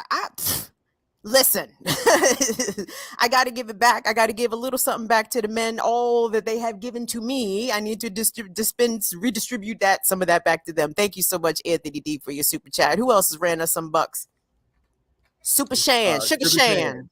Yeah, definitely. Thank you very much as well. I feel like we should do what we should offer is a picture of Bashi live for like someone to do that movie. Bashi is fun. So you'll get a little picture. In your collection, y'all get Bashi up here. Oh wow, 6'6". Did I mention, ladies, that he's? You did mention that he was 6'6". I mean, you mentioned that. Yes, you mentioned he was 6'6". You did. You never mentioned I'm like 6'3". You're not tall. You're not taller than me. Shut up, Gary. Shut up, Gary. Shut up. This is Bashi right here. I don't know if you get the full height. But damn, does Bashi know he is getting all this attention today? Oh, I know this dude. Yeah. And this is the picture from our interview. So go check that out. That's the graphic. And you know, there you go. There go Bashi. Smelling like sandalwood. Oh, we did our George Jackson video mixtape. He's a dude with the oils. Does he do the oils? He's that kind of dude. Yeah, he does. I'm so sorry. I know I'm regular deodorant like the rest of us. You gotta do all the oils and shit. Oh, I don't know about all that, but I know he always smelled nice. And now I feel bad because, like I said, I believe that Bashi is partnered, and I feel very bad for objectifying somebody's man like this all on YouTube for several minutes. But take it as a compliment since you got a problem. I don't think Bashi have a problem with that. Bashi's like 6. He's like 6'6", something. I think I'm just around 6'2", big teal. And about 6'1"ish. You have to keep in mind, I've also never seen either. Well, I think I've met Kamal once, but again, yeah, I think I gritted on Kamal and kept it moving. You know what I'm saying? You meet in person. I don't remember that. I just think I gritted on just because, Kamal, I don't know. I have something against light-skinned men. I really do. And I do. And I'll admit that, especially ones that are lighter than me. Cause it's like, look at this pretty Ricky ass. Well, I'm not lighter than you, so you ain't got nothing to worry about. Babe. Ooh, I think that's just your lighting. That's just your lighting. I think that's your lighting, your natural lighting. You're devoid of melanin lighting. hey. I'm so sorry. I'm sorry. And I'm not at the same time. There's a little something in there. They got you know what I'm saying. I know, Kamal. I know. Hey, everybody has their preferences and biases. I no longer take offense. And I do agree with Kwame Ture quoting Bernard Shaw and saying all criticism is autobiography. And there's plenty. Like that was something I wish, this is the stereotypical, I wish I would have learned this or appreciated this when I was younger. Like there are plenty of people for every, like there is an option. So like when I run into a Kim and she's like, nope, you too light for me, there's somebody else who don't feel that way. That's true. And it's like it has ended up working out quite okay. I mean, luckily for me, I get it. Everybody got their preferences. It's all good. Luckily for I've been considered universally attractive. So y'all have been chose. I've been considered universally attractive. So all preferences, you know what I'm saying. Y'all have been chose. Women have made their choices and chose y'all. Y'all should be very happy and glad about that. You know what I'm saying? Because there's a lot of lonely niggas out here. You know what I'm saying? Who are lonely and angry, you know, at their 3 baby mamas and their kids don't want to talk to them and shit. And look at y'all, families intact. Not to say if your families wasn't intact, it would be bad. But look, I mean, y'all are happy with your choices, and y'all got chose. Lucky you. Seriously. I tell a good friend of mine all the time. He and I are winning the second half. Yes. Like our first half was a little bit of a struggle. But the game, as they used to say, is 60 minutes. You know what I'm saying? You got to play. You know, and a lot of my friends, a lot of people I've seen have had a strong first half. And are not going to make it across the finish line. You know what I'm saying? They're not going to. Their second half is they're struggling. You know, light skin and forever is. Oh wow, light skin fever at an all-time high. I'm packing my bags, B. I'm packing my bags. Where you going? That's why Jamaica. You didn't see the comment. That's why I'm mad that The Rock and Vin Diesel are not friends. Like, put the team back together. Put the light skin power back together. The biracials, come on. The buff biracials beefing. How dare they? Anyway, I don't want Vin Diesel. You don't want no part of The Rock. The dude is huge. Everybody can fight in the movie though, and they literally have contracted with Statham too, how much violence their character can withstand. Like none of them are allowed to lose contractually in a fight on film. Interesting. Yeah, that is interesting. Does not sound like a big challenge acting wise, right? Like, like we're not here for the acting. Nobody tunes into Vin Diesel for that quality, you know, character method acting. The thespian. The Rock isn't cute. How dare you? No, anyway. I'm gonna hop off here. I'm gonna hop off. On that rabbit hole. I have objectified the men folks up and down. I have objectified the men's up and down, and my time here is finished. Who's on here tomorrow? Kamal, you on tomorrow? It's me. It's me. Me and you. Me, you, and your new hair style. Coloring. Who's gonna run? Who's gonna push the buttons? Is your doctor going to be available? I assume he's coming back on. That's why he's catching a flight now. Yeah, he'll be here. Maryland has internet. Yeah, kind of at times. Oh, yeah. We hope it works. Yeah, we got more news. We're not done, Eric. Yeah, we saw I'm out. I see you. Hey, I'll be on Status Coup tonight, 5 p.m. talking about the things. I'm thinking I'll probably be talking about Lindsey Graham's federal abortion ban proposal at 15 weeks, which, you know, very nice. All encouraging news for people who are owners, operators of uterus. So Good stuff. Good stuff. So, hey, Owners and operators of uterus, is uteri. of the uteri owner operators is having a hard time. It's been a rough 2022 for the uterus owner operators. So, gentlemen, Kamal, I will see you tomorrow. Gerard, I imagine I might see you this weekend. Jared, I'm not even kidding that I need a ride, my guy. Like, I know. I got you. I won't see you this weekend for obvious reasons. Because you're not invited. Those were the obvious reasons. Yeah. There we go. Yeah. You picking up Kalanji too from the airport, Jared? Wink. Yeah, I'm getting Kalanji, and I think I'm gonna bring Bashi too. Hey now, I might have to iron my shirt. Okay, I might have to press my pants. But my wife is coming too, so Kamal definitely is not invited now. She knows that was in humor. She's got a sense. She married you. She has to have a sense of humor. Come on now. You talk about. It's funny how we started our talk about white on white violence, and here come the beige on beige, beige on beige on beige. Fade it over a little bit. Yeah, it's messed up. It's messed up. Anyway, y'all have a good one. I will holler at y'all tomorrow, man. All right, Franny, we're gonna work on that. So I did want to get to this story, and I'm glad we have a few minutes to because I did read the entire thing, and it's chock full of goodness. This story that came out yesterday in The Guardian revealed how the UK targeted American civil rights leader in covert campaign. And there's just so much beauty in this article, beginning with, as I said on Twitter yesterday, that The Guardian went to the Peniel Joseph School of Writing and refused to acknowledge this man changed his name to Kwame Ture. So the whole article, he's just Stokely. But I hope people get a chance to actually look at this thing, because I actually think this is just great on so many levels. So if we can, I'll just go through a little bit of it.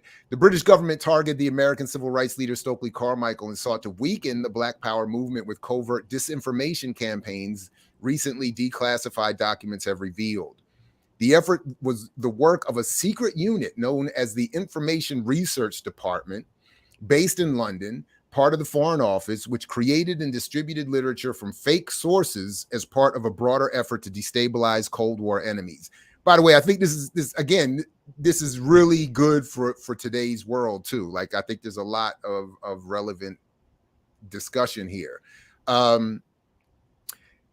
We can see large-scale attempts to shape events overseas, but one that was moving away from communism and targeting whole new areas. This shows the breadth, scope, and scale of British covert information operations, said Rory Cormack, an expert in the history of subversion and intelligence, who found the material when researching his recent book, How to Stage a Coup, and 10 other lessons from the world of secret world of secret statecraft, which I'm reading now, by the way, and finding kind of interesting. So the effort, and this is also, again, how I like how they talk about people like Touré, and the effort against Carmichael, a firebrand orator who traveled to West Africa in part to escape harassment by U.S. law enforcement agencies, aimed to portray the prominent Black Power leader as a foreign interloper in Africa.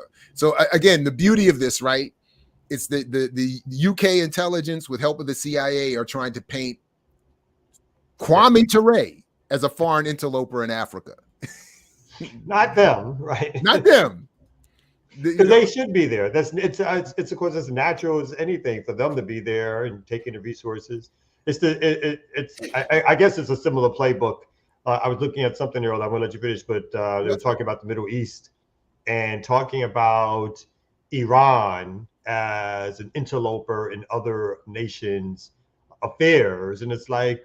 And Iran always has, at least those who I've heard speak, for it, have some great replies. Like, who are you? You're like 6,000 miles away. This is us. This is where we live. This is our people. That's it. No, that's it. But like your favorite white man has said, Noam Chomsky is right. When you are the singular imperial force or a dominant imperial force, anywhere you go is home. And that's how they feel. They're like, you're the foreign interloper.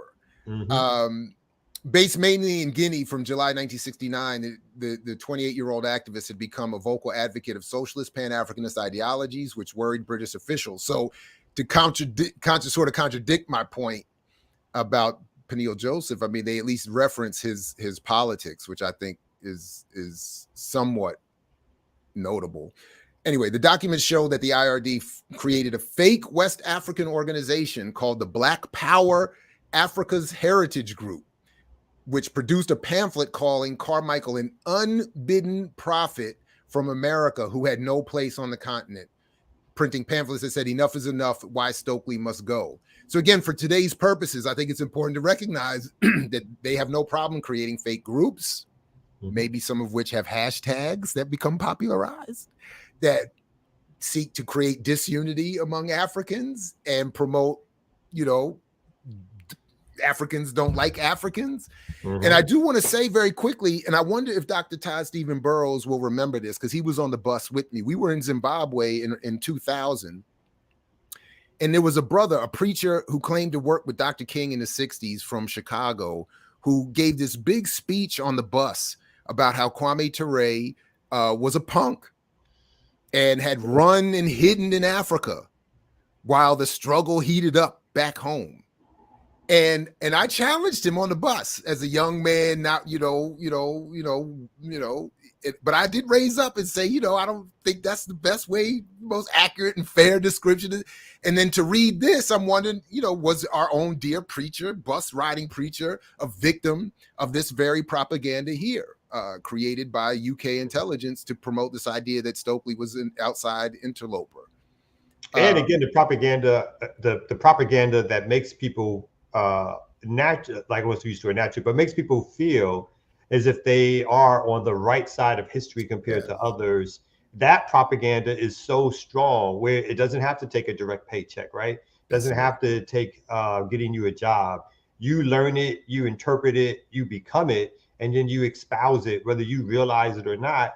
A propaganda that basically pits you against someone else because you want to show that you're the real deal, even though this other person, again, was attacked by the government when it comes to Kwame Ture. A black bag, as they said, was put on him to make the Panther Party and him go at each other.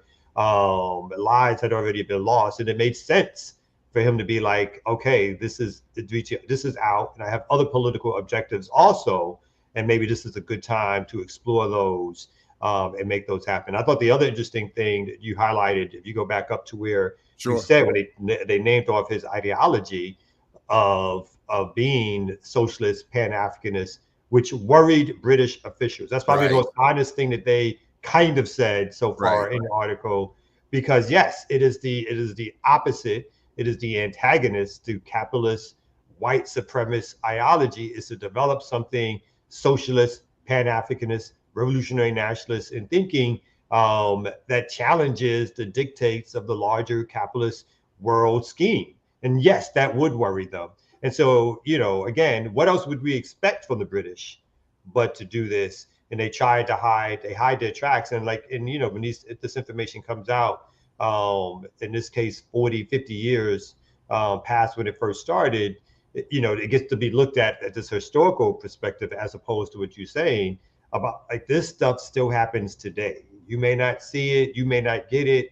And 40 years from now, somebody else will be writing a book that exposes how particular groups were set up, how conversations were set up, how even alternative ideologies are put out there to get the left within to battle each other, as opposed to focusing in on the capitalist class and the elites and the electoral class, which controls the resources and controls how things go around in the world. Right on. And put a pin in that first point you were making a minute ago about this happening without people having to get a check, because that point comes up again at the end of this article in one way. So just very quickly here, the whole point again was to produce propaganda that painted Ture as a traitor to Black Power activists, patronizing Africans on the continent, saying that he deserted the cause. And there's more in here that obviously we're not going to get to all of it, but I encourage people to definitely check this article. It's very useful. They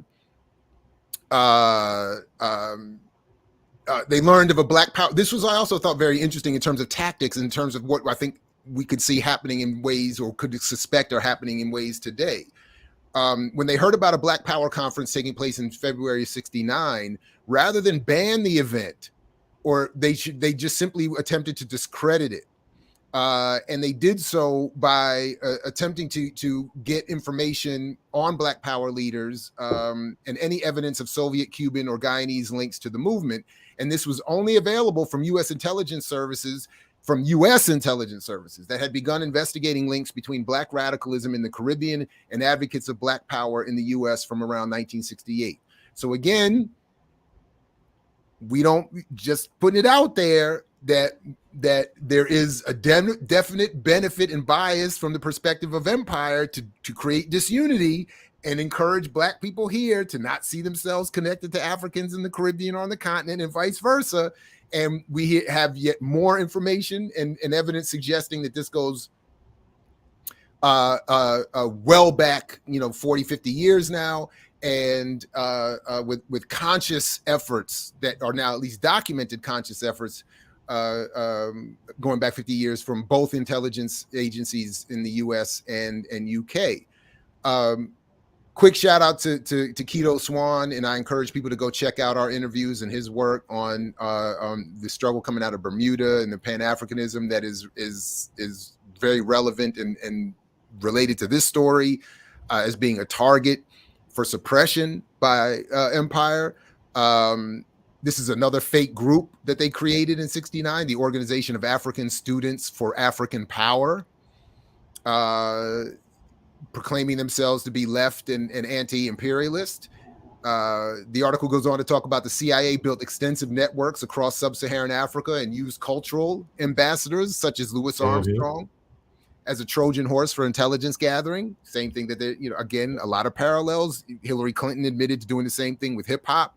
One of the famous stories about Louis Armstrong is that he went to the Congo after Patrice Lumumba, on a tour, which was supposed to divert the attention of people from the assassination that was, I think, either underway or just took place, to again focus in on an artist going to Africa. So, and again, whether or not Louis Armstrong knew that they were being used for that purpose is besides the point.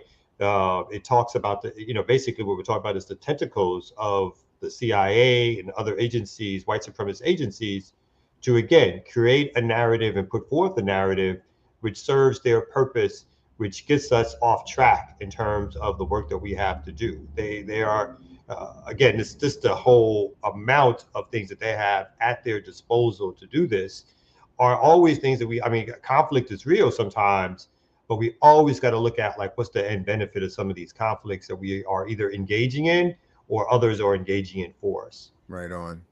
And the article ends here, to your point, Kamal. This is what I was getting at. The UK effort was a lot smaller than that of the Americans or the Soviets, and more restrained too, but it was broad in scope. The UK was doing this all over the world, Cormac said. Information operations were seen as a force multiplier. It is clear that there was a recognition that we were small and in decline, but that this was a clever way of maintaining a global role on the cheap.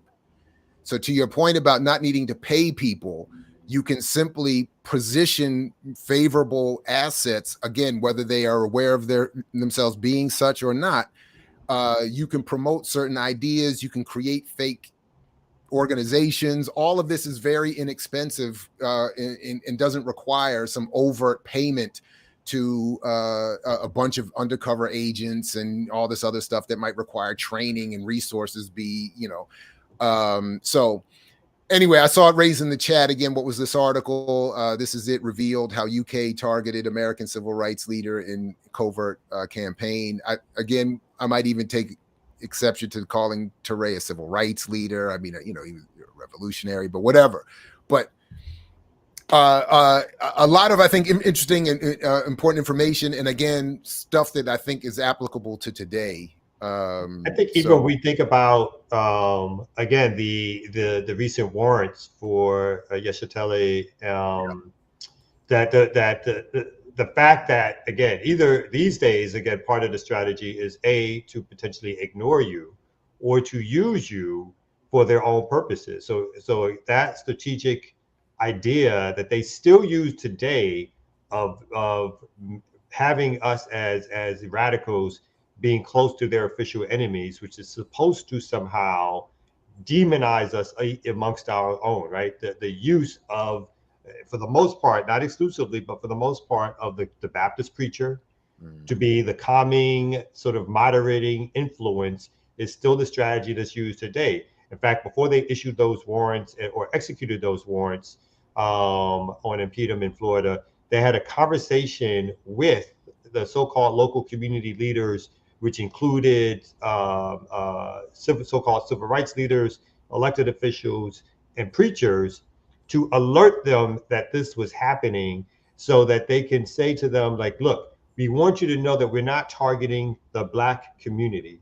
We're only targeting these bad actors who have some connection to Russia to destabilize our elections. And in this case, the elections being the city council elections in St. Petersburg. Like, the Russians really give a fuck about city council elections in Peter, like they have some affinity for the name or some shit like that. So they're going to target St. Petersburg. I don't know. But that was what they did to prepare for any backlash that would come from folks saying, why are you targeting this Black organization? Was that they prepped the so-called established leaders to say, look, let's make sure that this is considered a narrow focus, probably gave them some talking points, again, made them feel important by having these private behind the scenes meeting and sharing documents and data about what was happening. All that kind of stuff is the things that they do to make folks feel like, oh, yes, we're included in the system. And then these other folks, these revolutionaries or radicals, are going to make us look bad and destroy our good standing here in the States with these good white people who've been doing us well for so long. Right. No, that's yeah, right on. Anyway, so we must be vigilant and continue to work hard. I wait for the time where I feel like there's going to be, again, some hopefully some breaking in, as in Media Pennsylvania, and some documents exposed to show who's who or what's what, and or at least the connections behind it. We don't always Anonymous, need where you at? Mm-hmm. I got, those are my 2 requests from these anonymous cats. Wipe out my student debt, and let's get the new COINTELPRO leak. You know what I'm saying? Like, what are you all up to? You know what I'm saying? Mm-hmm. Anyway, it's all online. They got it on their computers. You got to be able to get it. Anyway, so that was when you were saying earlier that if you had to go back and do it all over again, you get a PhD. I keep thinking if I had to do it all over again, I'd go back and learn how to hack. Mm-hmm. But anyway, Kamal, have you discussed the surveilling of Cop City activists on this platform before? I don't think I've gone into any particular depth about it. I think people, I don't know if people saw it, but there was a Freedom of Information Act done a month or so ago, which got documents from the Atlanta Police Foundation, which probably is the closest we've come to seeing documents from, again, not an official government agency, but one which works closely and claims to represent police officers or police needs or and so forth, and obviously have strong ties because they're foundation heads, they're corporate heads, they're police officers, they're electoral folks. So they have inside information, and then they had a retreat where they began to discuss not only the organization, some they named by name, but the tactics of what they saw and what they characterized as terrorist tactics. And then they laid out several agencies which they claimed in their documents were already doing investigations. And that included the Justice Department and the FBI, as well as local agencies, as in the police department, the state police. So there is no doubt that there is at least some kind of task force or coordinated effort in terms of things that you read in the media. And particularly here in Atlanta, you can talk about the Atlanta Journal-Constitution, which again sits on the board of the Atlanta Police Foundation and has always been pro Cop City. And so they've already put out propaganda that talks about the so-called tactics of particularly the Defend the Forest group. So we have seen in the last few months, there was a lull, we would say, in overt activity towards the various organizations and groups. But there was a time period where there was a week of action, and there was more, again, the beginnings of more media attention on the building of this cop city, of this militarized operation of so-called training center, where there was action and there was relatively speaking positive media. And then right after that, there were arrests at rallies and demonstrations, arrests that included bystanders, people who are not necessarily even leaders, but a scare tactic to say that even if you show up at these things, you can potentially be arrested if you show up, if you linger, if you stay too long.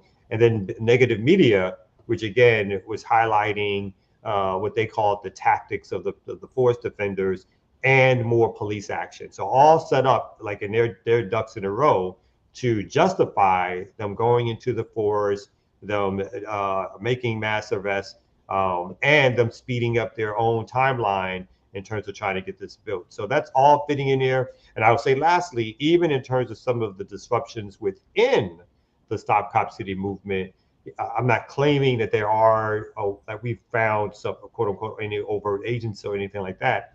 But the way in which some of us move in these places give pause for, again, whether or not people are getting resources or not, give pause to how you build movements, right? Do you build them up? Do you deal with conflict in order to keep it going? Or do you make conflict in order to rip it down? And so I think all of us have to be cautious, careful, not only because some people may actually be agents, but some people unwittingly use tactics which they hope will bring clarity to movement, but also bring, as opposed to that, they really bring some disagreements that are not necessarily rife with ways in which we solve those disagreements, as opposed to ways in which those disagreements disband movement activity. Right on. Appreciate that. And I admit to having no follow-up.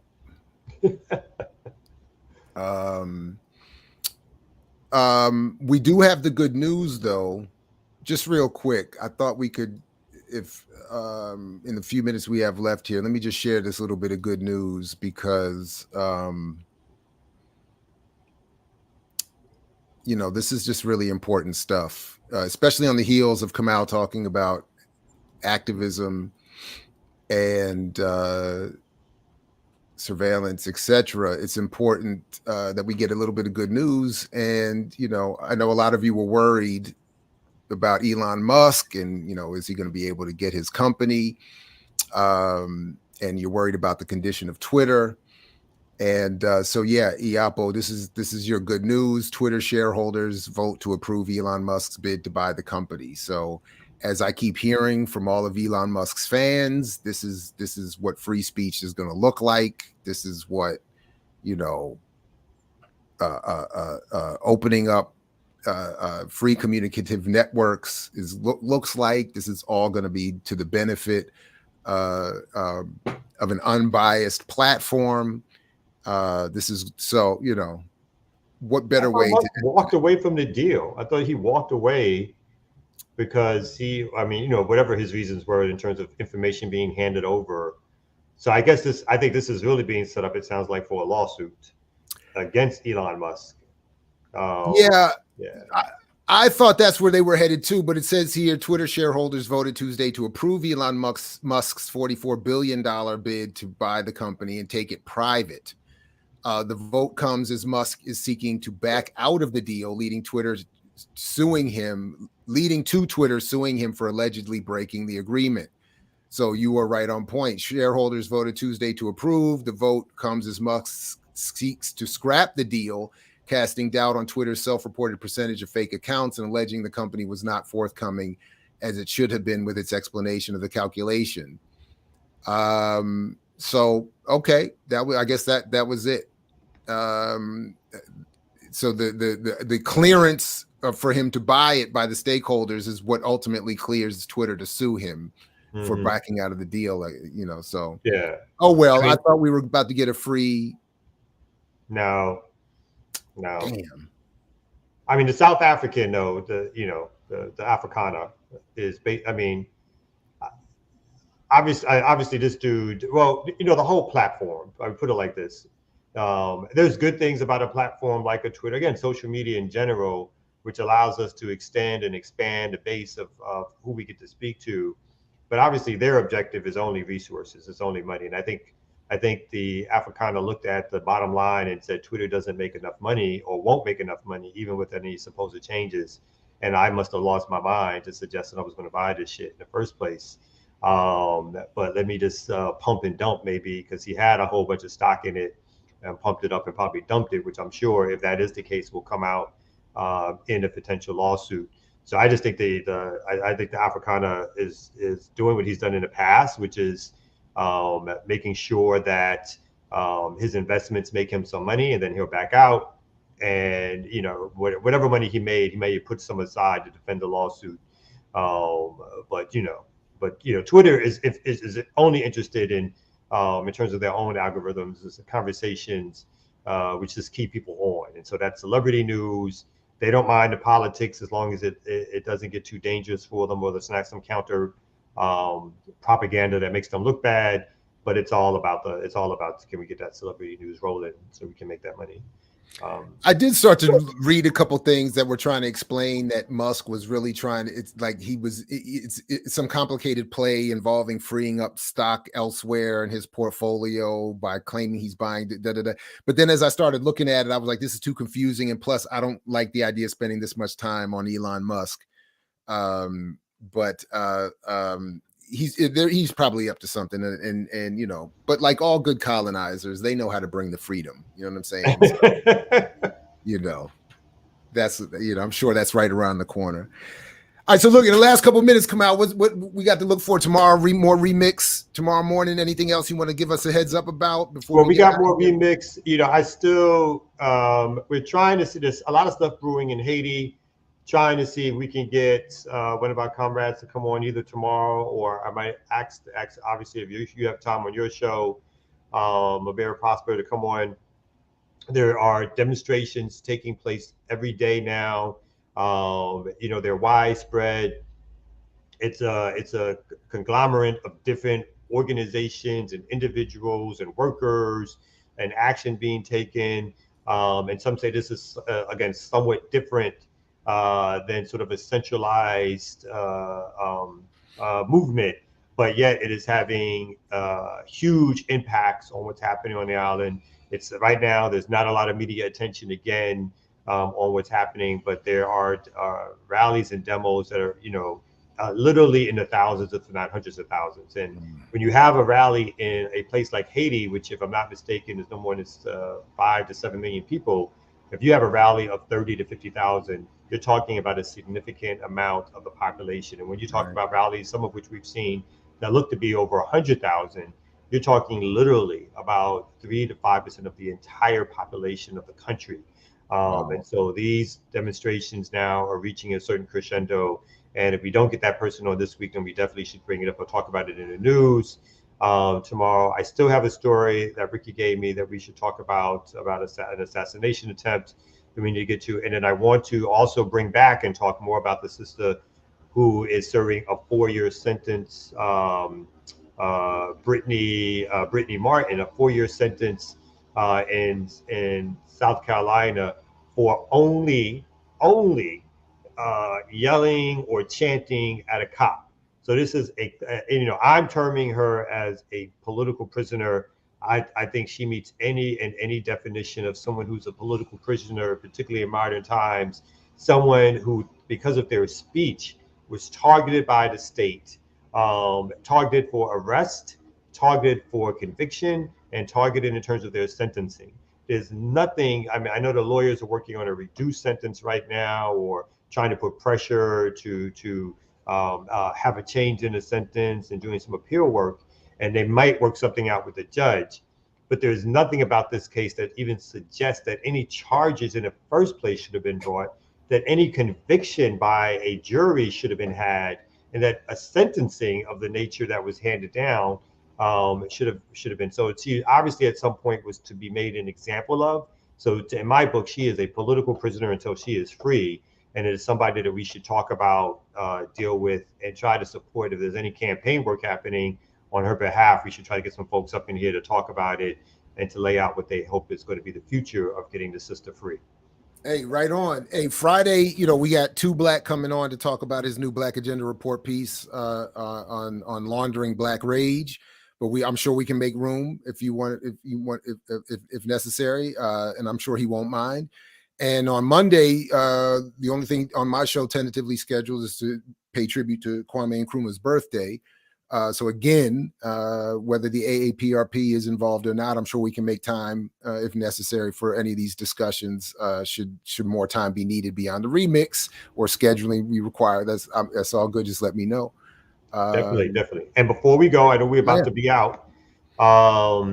So our fundraiser, again, we do a bad job of doing this on social media. So I'm going to spend time today making sure that we do some more posts to get the word out there, larger expanded audience.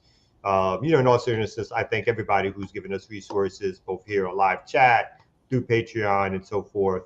But we are trying to raise, I think we did up it to about 20,000, if I'm not mistaken. Yep. We are at $945. So we've helped other folks raise money and have reached echelons of like $10,000, $15,000, $16,000. We need your support because not only this documentary that we talk about, but if we are to be able to expand this channel, to expand the work that we do, to get some more administrative help, to get better technical tech supplies, microphones, cameras, to hire a reporter like we've talked about in the past who can actually cover things live.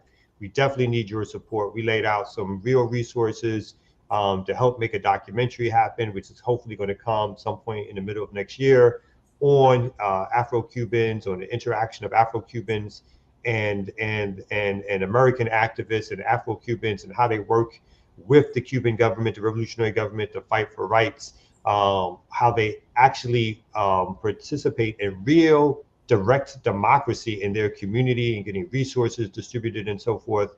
So we need you more than ever to give to this particular fundraiser and to give to some of the other ways in which folks come. Yeah, again, I know we bad on the Vimo and the Cash App, but we're about to get better at it. But we got this up, so we want your support as much as you can, as what you can give. And that's my fundraising pitch for the day. I'm not going to read off the credit cards yet, but there's always a chance. You never know, I might go there. I might just get my list, have a little drink that morning and read off, what I think should be a better round of like credit card stuff. So to the point about the Cash App and Venmo, we do have a burgeoning donate page on blackpowermedia.org. We will be adding, as you see, these apps, but you can currently support through Patreon or the GoFundMe campaign. And of course, you can also become a member of the channel, support that way. And again, I just want to reiterate that if you cannot support financially, we understand. Just simply like, share, subscribe, all of which is free and helps with algorithms and all that other stuff build the channel as well. So please do. What did I say? Vimo? What is it? Venmo? Venmo. My bad. Venmo. I told you I go like for what's the I guess it's called WhatsApp. WhatsApp. Correct? Yep. And I'd be like, it shouldn't be called What's the App or the WhatsApp. And so I'd be doing that, and somebody said, "You sound like my grandfather when you talk about." Exactly. You know what? And as I did today, because I got paid today, you can also support us by getting some of this new merch we got. I just got the dad hat today, and I got my long sleeve tee. But there's some I got to get. Starting to get cold. About to get my hoodies and all kinds of stuff. So there's other ways, again, there's a number of ways to support. And again, we're happy for the money, but we also will accept the immaterial support of liking, sharing, subscribing, all that kind of stuff as well. If that's all you're able to do, we appreciate it. That said, Kamal and crew will be back tomorrow morning. I'll be back Friday, same time right here on the Remix Morning Show. And I mix what I like here at Black Power Media. Thank you, V, live from the UK. Appreciate you. We got the 25 pounds coming in. So that's actually more I believe, because it's worth more than the weak whack US dollar. So all that UK surveillance of Black power has gotten the empire some money. All that colonialism trickled down to V, and we appreciate you supporting us. Anyway, like Fred Hampton used to say, continue to fight. We continue to say peace for you only because we know you're willing to fight for it. So peace, everybody. Catch you next time right here. Black Power.